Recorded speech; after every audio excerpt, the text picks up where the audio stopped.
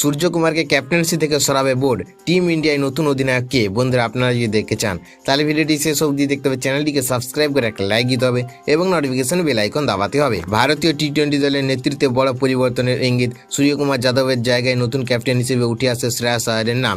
BCCI নাকি গুরুত্ব সহকারে ভাবছে এই সিদ্ধান্ত নিয়ে, আর আইপিএল শেষ হলেই হতে পারে বড় ঘোষণা।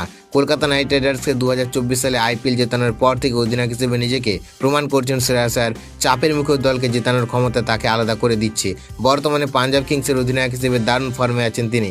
এবারের আইপিএলে তার নেতৃত্বে এখনও পর্যন্ত একটিও ম্যাচ হারেনি পাঞ্জাব, যা বোর্ডের নজর কেড়েছে। শুধু অধিনায়কত্ব নয়, ব্যাট হাতেও দুর্দান্ত পারফর্ম করছেন শ্রেয়াস।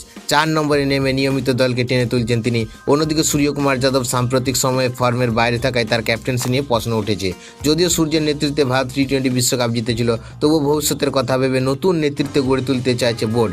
সামনে West Indies series, Asia games এবং 2028 টি-20 বিশ্বকাপ সব মিলে একাধিক দল গড়ার পরিকল্পনা রয়েছে। এই পরিস্থিতিতে শ্রেয়াস আয়ার হতে পারেন ভারতের পরবর্তী টি-20 অধিনায়ক, এমন জল্পনা এখন তুঙ্গে।